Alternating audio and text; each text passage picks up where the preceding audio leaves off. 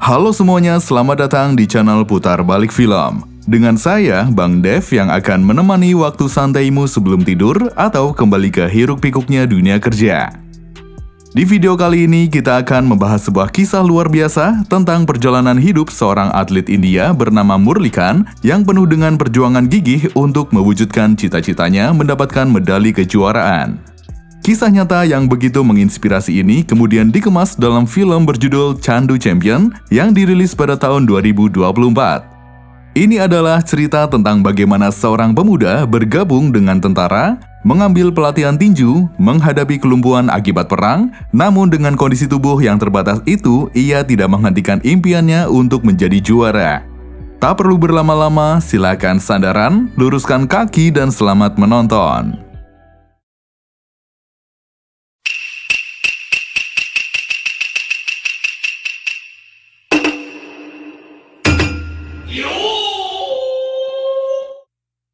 Semua berawal saat Murli masih kecil. Ia sedang ikut dalam penyambutan kedatangan atlet gulat India, Kade Jadhav, yang baru saja memenangkan medali perunggu di Olimpiade Helsinki pada tahun 1952.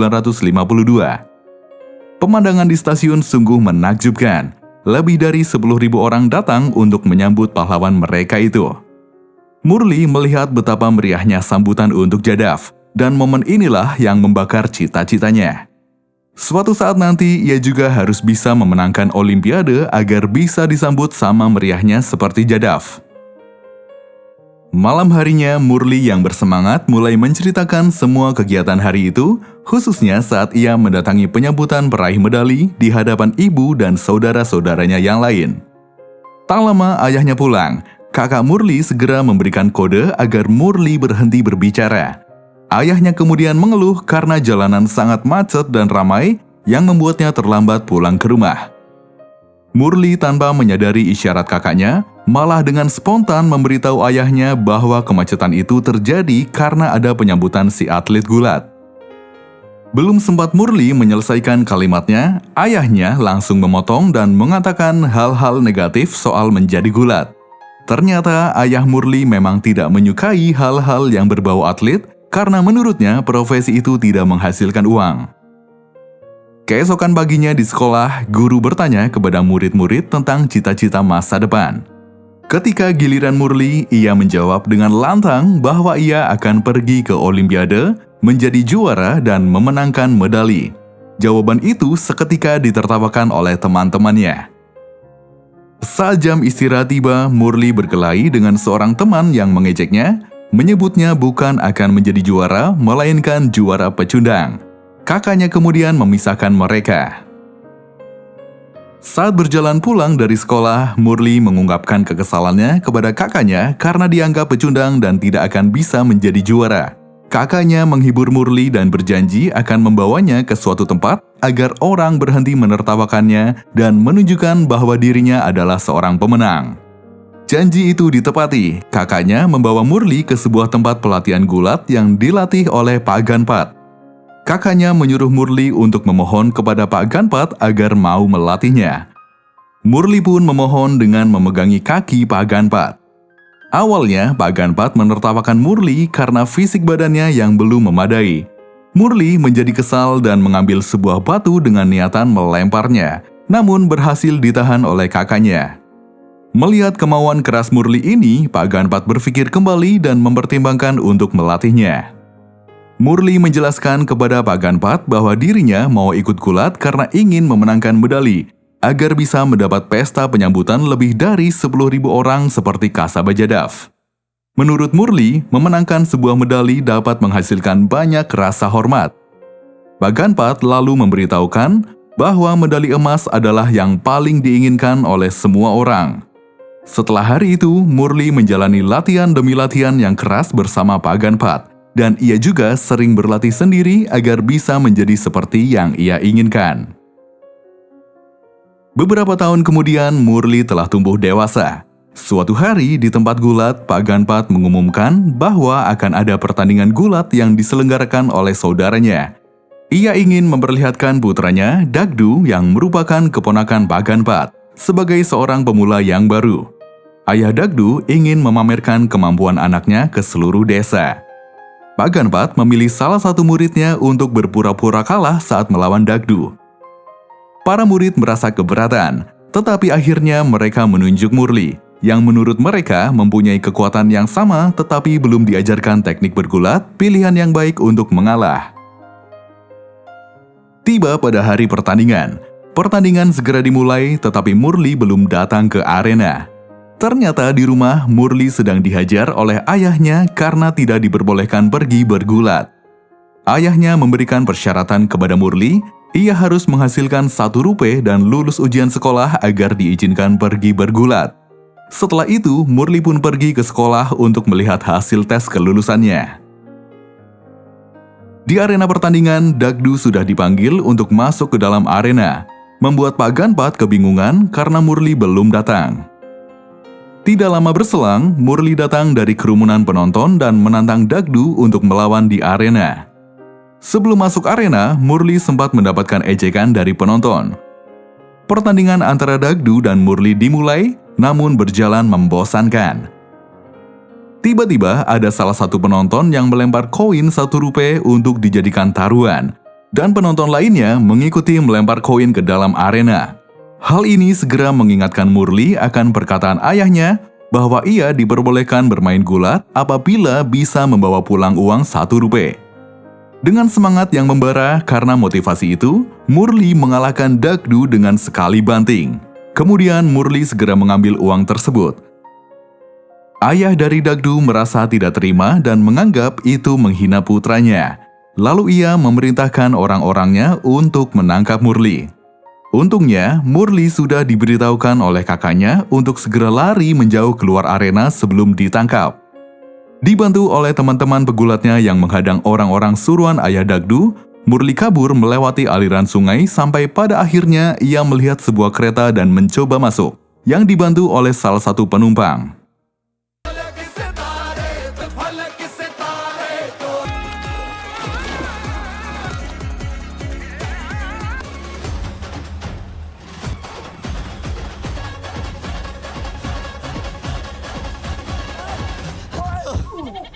Mereka tiba di sebuah stasiun. Murli berjalan turun bersama orang yang menolongnya itu. Orang itu memberitahukan kepada Murli bahwa apabila ia ingin mencapai Olimpiade, bergabunglah bersama tentara.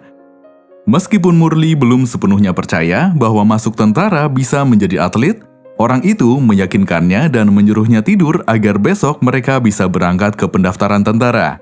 Pria itu kemudian dikenal sebagai Karnail. Pagi harinya, Murli bangun dari tidurnya. Tiba-tiba ada seorang penjual koran yang menyiarkan berita tentang jatuhnya pesawat Jepang di Laut Bombay yang menelan semua orang yang berada di dalamnya.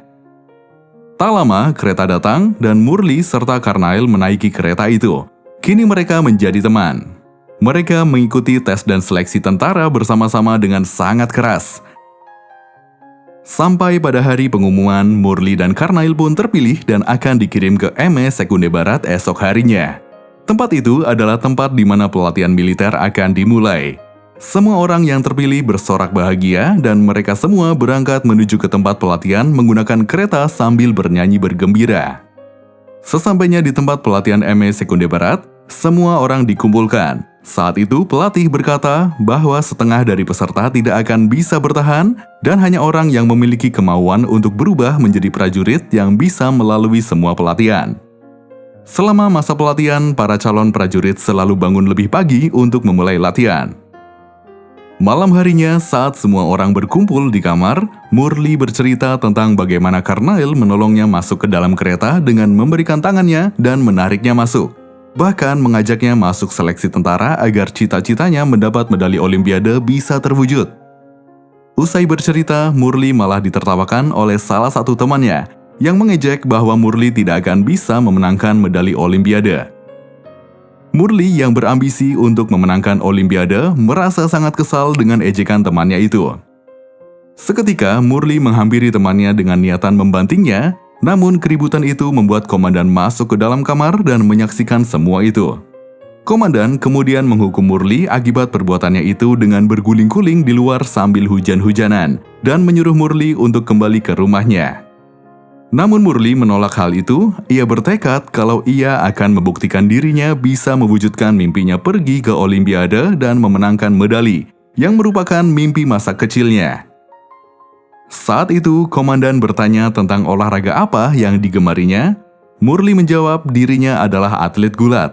Namun komandan menyarankan agar Murli berganti olahraga lain karena di tentara tidak ada olahraga gulat. Lalu komandan menunggunya untuk menemui Murli pada jam 6 pagi.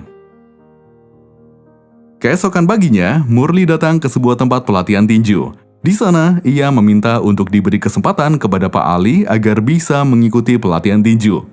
Pak Ali memberikan syarat kepada Murli, apabila ingin masuk pelatihan, dirinya harus bisa mendaratkan satu pukulan terhadap lawan dalam beberapa menit. Apabila gagal, Murli tidak bisa mengikuti pelatihan lagi. Setelahnya, Pak Ali memanggil orang yang melawan Murli, dan pertandingan dimulai. Pada awalnya, Murli kesulitan untuk mendaratkan pukulan ke lawan karena dia baru pertama kali bertinju. Namun, dari kejauhan, Karnail memberikan contoh gerakan kepada Murli agar bisa mendaratkan pukulan ke lawan. Murli mengikuti gerakan yang seperti Karnail contohkan, dan ia pun berhasil menghajar bagian wajah lawannya. Keberhasilan itu membuatnya mendapat pujian dari pelatih dan saat itu juga ia diberi julukan sebagai macan kecil. Hari-hari berikutnya, Murli berlatih dengan keras untuk bisa mewujudkan mimpinya, termasuk gym, lari, serta menambah latihan pukulan sendiri. Kerja keras itu membuahkan hasil. Murli mengikuti kejuaraan tinju dan memenangkan juara 1.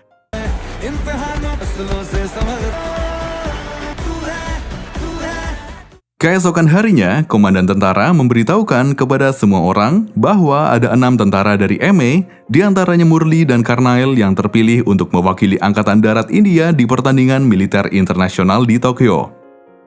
Malam harinya, para prajurit yang akan mengikuti pertandingan militer memasuki pesawat. Tiba-tiba, Murli mengingat masa lalunya tentang berita kecelakaan pesawat dan saat itu cuaca sedang hujan lebat, yang mengakibatkan Murli berjalan keluar tidak mau menaiki pesawat. Ia dicegah oleh teman-temannya dan dibawa naik ke pesawat. Di dalam pesawat, Murli berteriak ketakutan. Sampai pada akhirnya dia melihat awan yang cerah dan rasa ketakutannya pun berhenti. Sesampainya di Tokyo, saat pertemuan dengan seluruh militer internasional, Murli dan Karnail diperkenalkan dengan seorang jurnalis wanita, Naintara. Keduanya bercerita banyak hal, termasuk keinginan Murli yang ingin memenangkan pertandingan ini agar diwawancarai oleh Naintara. Keesokan harinya, Murli dan Karnail diajak berkeliling oleh Pak Ali untuk melihat kekuatan calon lawan-lawannya. Tiba saatnya pertandingan militer. Di arena pertandingan pertama, dari sudut merah Alexander Dimitrov dari Bulgaria bertemu dengan sudut biru, yaitu Murli dari India. Ronde pertama tinju dimulai dengan didampingi oleh Pak Ali yang memberikan instruksi dan akhirnya Murli memenangkan pertandingan ini. Murli dan Karnail kemudian mengalahkan lawan mereka masing-masing dan melaju ke babak selanjutnya. Keesokan harinya, Karnail berlari menghampiri Murli sambil membawa berita koran yang memberitakan Murli sebagai anak ajaib karena mengalahkan petinju berpengalaman sebelumnya. Naintara pun menghampiri dan mengucapkan selamat terhadap Murli. Di pertandingan selanjutnya, Karnail melawan juara bertahan saat itu, yaitu Sultan Mehmet. Dalam pertandingan ini, Karnail tidak bisa melakukan perlawanan dan akhirnya kalah dari Sultan Mehmet. Kemudian tiba saat pertandingan Murli melawan Sultan Mehmet. Pertandingan pun dimulai. Pada awal ronde, Murli terpancing oleh gerakan Sultan Mehmet dan terus dihantam oleh Sultan. Saat sedang istirahat ronde pertama, Pak Ali memberikan instruksi kepada Murli untuk tidak bermain dengan emosi. Di pertandingan ronde kedua, Murli mengalahkan Sultan dengan pukulan terakhir.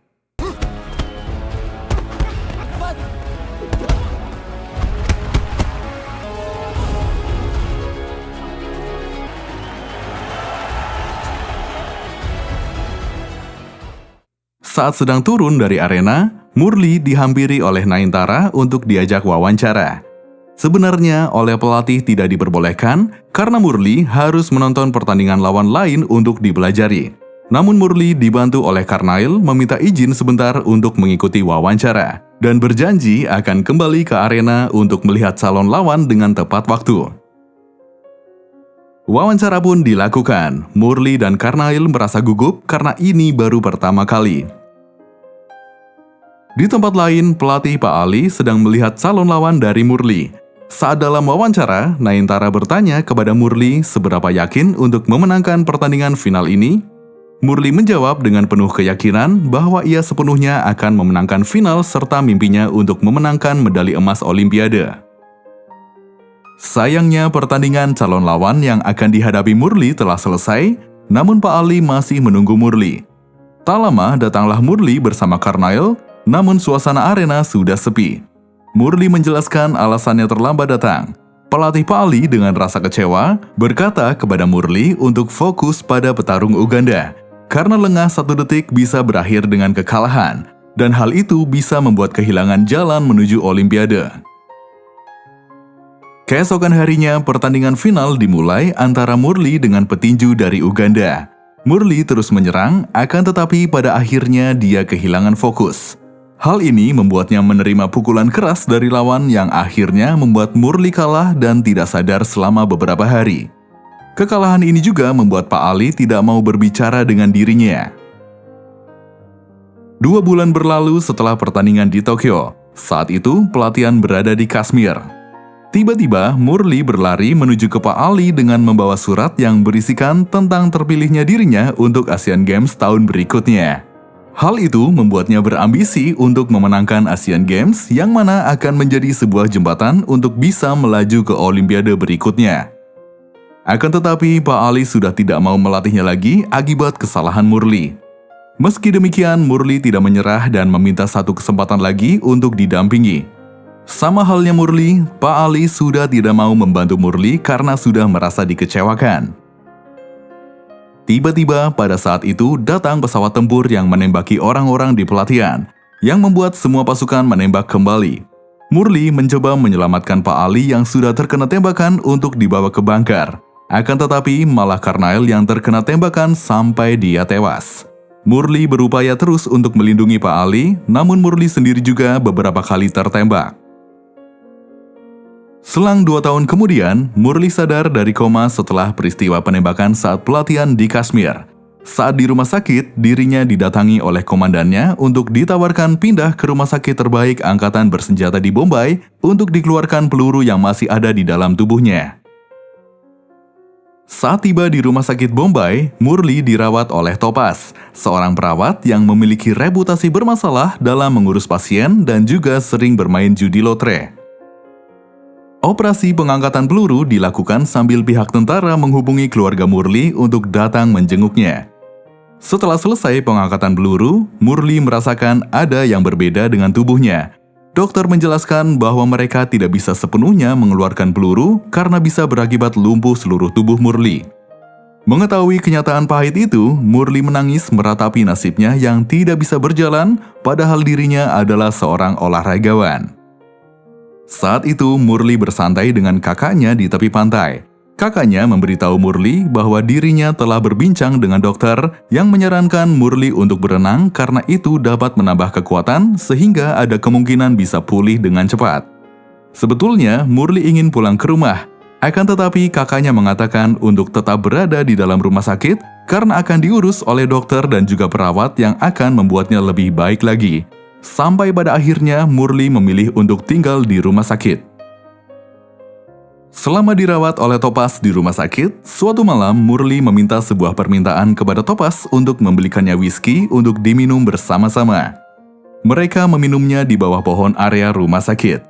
Pada saat itu, Topaz akan memasang lotre undian yang sebelumnya diberitahukan angka oleh Murli. Topaz kemudian pergi ke rumah judi untuk memasang taruhannya senilai Rp100. Di waktu yang bersamaan, Murli yang ditinggal sendirian meminum obat yang melebihi batas dan membuat dirinya tidak sadarkan diri. Topaz menunggu hasil undian lotre tersebut, dan sangat membahagiakan saat ia tahu kalau ia memenangkan lotre itu. Ia berlari pulang untuk memberitahukan kepada Murli yang ternyata sudah tidak sadarkan diri. Keesokan harinya, Murli pergi ke tempat perjudian untuk mengambil hadiah taruhan yang dipasang oleh Topaz. Murli melanjutkan kembali hidupnya. Setelah gagal ditinju, dia sekarang memilih untuk mencoba olahraga berenang. Saat sedang berlatih renang, tiba-tiba Pak Ali datang. Mereka bercerita tentang Karnail yang dulu menolongnya saat di kereta. Dan Murli menyadari bahwa apabila itu tidak terjadi, maka Murli akan tetap di desa dan tidak menjadi seperti sekarang ini. Keesokan harinya, saat melihat pertandingan gulat, Pak Ali membandingkan salah satu pegulat yang sudah berumur 40 tahun tetapi masih ada hasrat untuk bertanding dan memenangkan kejuaraan sebagai salah satu mimpinya yang belum terwujud. Kemudian Pak Ali juga mencoba meyakinkan Murli kembali untuk mewujudkan mimpinya lewat jalur lain, yaitu Paralimpiade, untuk bisa menuju Olimpiade. Bagaimanapun, Pak Ali masih percaya kepada Murli untuk menjadi seorang juara. लेकिन रुकता नहीं है छोटू। जो रोज तुमसे कहती है कि तुम पहले से हार गए हो, तब मिलेगा तुझे मेडल ओलंपिक्स में। ये बनना है, बनेगा और बनेगा, बनेगा चैंपियन। मैं बनेगा champion. Setelah itu, Murli mencoba berlatih olahraga renang dengan didampingi oleh Pak Ali.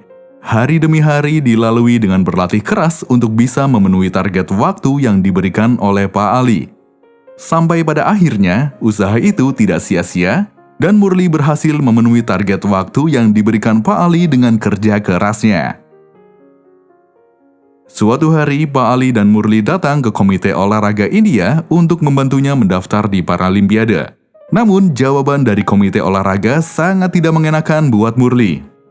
Komite berpendapat, Murli tidak akan mewakili India dalam renang kali ini, karena waktu yang ditunjukkan Murli masih kurang dari rekor terbaik di Commonwealth Games 37,90 detik, dan juga waktu berenang Murli masih jauh dari rekor Commonwealth Games 39,85 detik, dan ia harus mengalahkan 15 perenang terbaik dunia. Selain itu, pembiayaan negara yang kosong untuk alokasi olahraga akibat perang sebelumnya juga menjadi masalah. Meskipun demikian, Murli tetap meminta kesempatan untuk dapat ikut di Paralimpiade. Beberapa hari berlalu, Pak Ali berlari menuju ruang perawatan Murli yang ternyata tidak ada saat itu. Setelah ditelusuri, ternyata Murli sedang berlatih renang sendiri. Mengetahui itu, Pak Ali bersama orang-orang yang satu kamar dengan Murli datang ke kolam renang dan memberitahukan kepada Murli pesan dari Komite Olahraga India. Mereka akan mengirim Murli untuk mewakili India di Paralimpiade keempat yang diadakan di Munich, Jerman Barat pada bulan Agustus 1972. Tiba waktunya diselenggarakannya Paralimpiade di Munich. Murli meminta izin untuk keluar dari hotel untuk jalan-jalan di luar. Pada saat itu, Murli melihat banyak orang yang menggunakan topeng. Seketika, Murli segera menghindar. Akan tetapi, ia malah jatuh dan tidak sadarkan diri. Esok paginya setelah sadar, Murli berjalan keliling dan sudah ramai akan media dan wartawan. Murli pun berinisiatif untuk menemui Pak Ali. Saat itu, Pak Ali menceritakan kejadian yang terjadi sembari membawa Murli ke sebuah ruangan yang memberitakan Olimpiade dibatalkan akibat serangan teroris yang mengakibatkan 11 orang tewas. Atas kejadian itu, arena Paralimpiade harus berpindah ke Heidelberg. Saat lomba renang dimulai, Pak Ali mengingatkan kepada Murli bahwa ada 6 calon lawannya yang mempunyai waktu terbaik dari dirinya, dan ia harus bisa finish di posisi keempat agar bisa melaju ke babak selanjutnya. Kemudian renang babak pertama gaya bebas putra 50 meter dimulai. Pada awal melaju, Murli kesulitan dan berada di posisi terakhir. Namun dia tidak mau menyerah, Murli terus berjuang sampai pada posisi 5, meninggalkan Bouquet dari Prancis. Murli terus menambah kecepatannya sehingga menyusul Betts untuk memperebutkan posisi keempat. Sampai pada akhirnya Murli berhasil lolos ke tahap selanjutnya. Setelahnya babak kedua dimulai. Murli berada di posisi kelima sampai pada posisi ketiga, ia harus menghadapi pertarungan sengit dari perwakilan Selandia Baru dan Belgia. Saat akan mencapai finish, kepalanya malah terbentur dinding. Namun hal itu tidak bisa menghalanginya untuk bisa mencapai 3 terbaik dan lolos ke final. Keesokan harinya, Pak Ali membangunkan Murli yang masih tertidur. Saat itu, Pak Ali kaget melihat darah dari bantal Murli, yang kemudian langsung mengajaknya untuk pergi ke dokter. Tetapi Murli menolak ajakan untuk berobat karena dirinya merasa biasa saja. Dengan kondisi seperti itu, ia akan tetap melanjutkan pertandingan untuk membuktikan dirinya bukan seorang pecundang. Seperti ejekan yang sering ia terima waktu di desa. Dari dulu, Murli selalu ingin membuktikan untuk menjadi seorang juara. Di tempat lain, saat kakak Murli dan ayahnya sedang bekerja, tiba-tiba ada siaran radio yang memberitakan tentang lomba Paralimpiade keempat di Jerman Barat. Siaran itu mengumumkan bahwa Murlikan Petkar dari India akan berenang di final dan menjadi sejarah pertama kalinya seorang perenang India mencapai final. Sang kakak berlari menemui ibunya untuk memberitahukan akan prestasi dari Murli yang bisa melaju sampai final Olimpiade, yang disambut ibunya dengan tangis bahagia dan juga warga desa sekitar yang mengetahuinya. Bagaimanapun, Murli adalah orang yang pertama kalinya dalam sejarah Olimpiade dari India yang bisa mencapai final renang. Kemudian, final 50 meter gaya bebas dimulai. Awal perlombaan, Murli berada di posisi ke-6. Sambil mengingat akan masa lalunya yang selalu diejek oleh teman-temannya dan juga kalah akan pertandingan tinju lalu mengalami kelumpuhan, Murli akan sekuat tenaga memenangkan pertandingan ini. Ia meninggalkan Robert dari Amerika untuk berada di posisi keempat. Murli terus berenang dengan sekuat tenaga yang kemudian melaju di depan perenang dari Selandia yaitu Nichols. Sekarang Murli berada di posisi ketiga. Kemudian ia mendahului Olbrich untuk berada di posisi kedua. Murlikan terus memberikan perlawanan agar bisa menjadi juara untuk mendapatkan medali emas, hingga tinggal beberapa detik untuk mencapai finish. Murli terus menambahkan kecepatan sampai pada akhirnya dirinya memenangkan kejuaraan ini dan menjadi juara yang berhak mendapatkan medali emas. Di tempat lain di markas militer, di rumah orang tua Murli dan di rumah sakit Bombay, semua merayakan kemenangan dari Murli. Murli juga mencetak rekor catatan waktu dunia dengan 37,33 detik dan berhak atas medali emas. World record timing of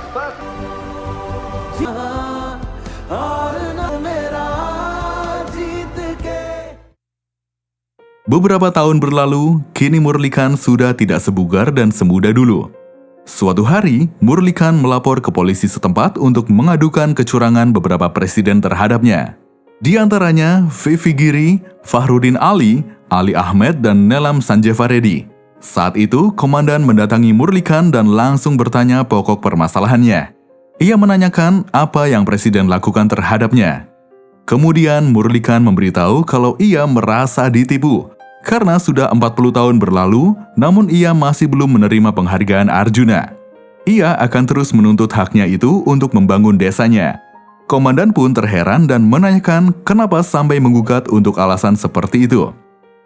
Kemudian seseorang malah menimpali kalau seseorang yang berbakat bisa mendapatkan penghargaan bergengsi seperti itu. Murlikan sendiri bersikeras untuk mendapatkannya karena ia merasa sudah berjasa atas prestasi yang ia dapatkan di masa mudanya dulu. Ia pun menceritakan semuanya kepada si komandan. Setelah Murli menceritakan semuanya, dirinya bergegas untuk pulang.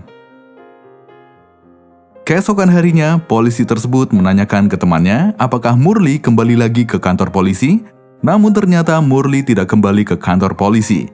Lalu seorang tahanan mencoba memberikan ide terhadap polisi tersebut untuk mencari seorang jurnalis untuk menulis tentang Murli, yang menurutnya sebuah ide untuk mengungkap apakah selama ini Murli benar seorang tentara. Keesokan harinya, anak buah komandan polisi tersebut datang bersama jurnalis ke desa Murli. Kemudian jurnalis tersebut memfoto aktivitas dari Murli. Lalu jurnalis tersebut menyerahkan foto tersebut ke atasannya, dan atasan tersebut akan mencoba menghubungi temannya di kantor militer ME Secunderabad untuk mencari arsip tentang prajurit yang ditempatkan di situ pada tahun 1964. Teman sang atasan pun menemukan arsip tentang Murlikan Petkar yang juga membuat temannya terkejut setelah melihat isi arsip tersebut. Temannya ingin dibawa ke markas besar untuk menjelaskan tentang olahraga yang diikuti Murli pada Olimpiade Jerman di Munich dibatalkan akibat serangan teroris, dan kemudian dipindahkan ke Paralimpiade yang diselenggarakan di Heidelberg. Namun yang dicapai Murli dalam Heidelberg tidak ada rekor di India. Sampai pada akhirnya, sang jurnalis membuat berita tentang kisah perjalanan hidup Murlikan yang harus tercatat dalam sebuah sejarah. Setelah berita itu disebar, tiba-tiba datang utusan dari sekretaris tambahan di Kementerian Dalam Negeri. Utusan itu berkata, India akan memberikan penghargaan yang lebih besar atas apa yang telah dilakukan Murli untuk negara ini, dan Presiden ingin menghormati dengan penghargaan Padma Shri.